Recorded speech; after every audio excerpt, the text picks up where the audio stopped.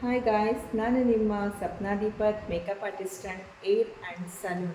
So ನಿಮ್ಮ eyebrows ತುಂಬ ತಿನ್ನಿದೆನಾ, I lashes ಕೂಡ ಕಡಿಮೆ ಇದೆನಾ, ಇದನ್ನು ಹೇಗಪ್ಪ ತಿಕ್ ಮಾಡ್ಕೊಳೋದು ಅಂತಂದೇಳಿ ಯೋಚಿಸ್ತಾ ಇದ್ದೀರಾ. ಸೊ ಅದಕ್ಕೋಸ್ಕರ ನಾನೊಂದು ಹೋಮ್ ರೆಮಿಡಿ ತೊಗೊಂಡು ಬಂದಿದ್ದೀನಿ. ಹೋಮ್ ರೆಮಿಡಿ ಏನಪ್ಪ ಅಂತಂದರೆ ಬಾದಾಮ್.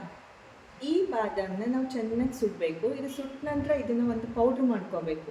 ಈ ಪೌಡ್ರಿಗೆ ಅಲೋವೆರಾ ಜೆಲ್ ಮತ್ತು ಕ್ಯಾಸ್ಟರ್ ಆಯಿಲ್ನ ಆ್ಯಡ್ ಮಾಡಿ ನೀಟಾಗಿ ಬೀಟ್ ಮಾಡಿ ಇದನ್ನು ಒಂದು ಪೇಸ್ಟ್ ಥರ ಮಾಡಿಕೊಂಡು ಈ ಪೇಸ್ಟನ್ನು ಒಂದು ಗಾಜಿನ ಬಾಟಲಲ್ಲಿ ಹಾಕ್ಕೊಂಡು ಇಟ್ಕೊಂಡು ಪ್ರತಿದಿನ ರಾತ್ರಿ ನಮ್ಮ ಐಬ್ರೋಸಿಗೆ ಮತ್ತು ಲ್ಯಾಶಸ್ಸಿಗೆ ಅಪ್ಲೈ ಮಾಡ್ತಾ ಬಂದಾಗ ನಮ್ಮ ಐಬ್ರೋಸ್ ತುಂಬ ತಿಕ್ಕಾಗಿ ಕಾಣಿಸುತ್ತೆ ಮತ್ತು ಲ್ಯಾಶಸ್ ಕೂಡ ತುಂಬ ಚೆನ್ನಾಗಿ ಬೆಳೆಯುತ್ತೆ.